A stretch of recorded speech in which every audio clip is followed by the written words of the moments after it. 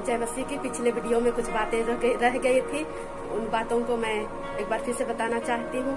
तो प्रियो, प्रभु यीशु मसीह हमें वचन में कहते हैं कि तुम यदि मुझ में बने रहो और मेरा वचन तुझ में बना रहे तो जो चाहो मांगो तुम्हारे लिए हो जाएगा।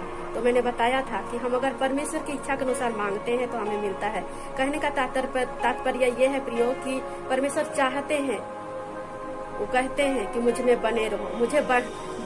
मुझ में बने रहो का अर्थ क्या है कि हम उसके वचन और उसके बातों को याद करें, उनके भलाइयों को याद करें जो प्रभु ने हमारे जीवनों में किया, उन्हें याद करें, उन्हें रात दिन ध्यान धरकर हम हर एक कामों को करें और उन्हें भूले नहीं, उसे हमेशा स्मरण रखें, उसे धन्यवाद दे, उसे महिमा दे, उसके डर और भय में रहे। और प्रभु यही चाहता है। और वचन में बने रहने का अर्थ है कि वचन क्या है?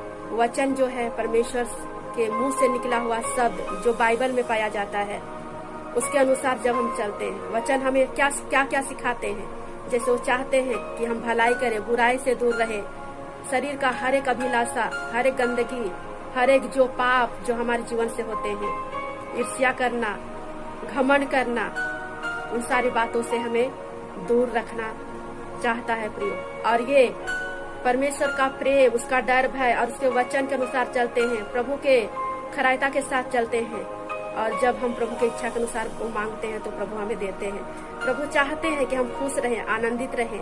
और इसीलिए प्रभु हमें जब बीमार होते हैं तो प्रभु चंगा भी करते हैं। जब हमारे जीवनों में जैसे हमें सेवकाई के लिए दूर दूर जाना है और हमारे पास गाड़ी नहीं है, जाने की सुविधा नहीं है, तो उसके लिए सीधा प्रभु हमें गाड़ी भी देते हैं। यदि आपके पास रहने के लिए घर नहीं है तो प्रभु आपको रहने के लिए घर भी देते हैं।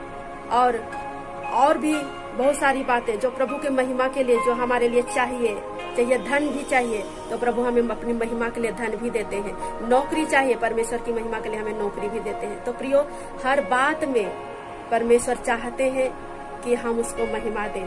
और जब हम उसके वचन में और प्रभु में बने रहते हैं, इसका मतलब ये है प्रियो कि जब हम उसके वचन और उसके प्रेम में बने रहते हैं तो हमारे जीवन में घमंड नहीं रहती। क्योंकि कई लोगों को नौकरी मिलती है, कई लोगों को घर गाड़ी सब कुछ मिल जाता है, लेकिन वो परमेश्वर के भलाइयों को भूल जाते हैं। और इसीलिए प्रभु चाहता है कि हम उसके वचन में बने रहें, उसके प्रेम में बने रहें।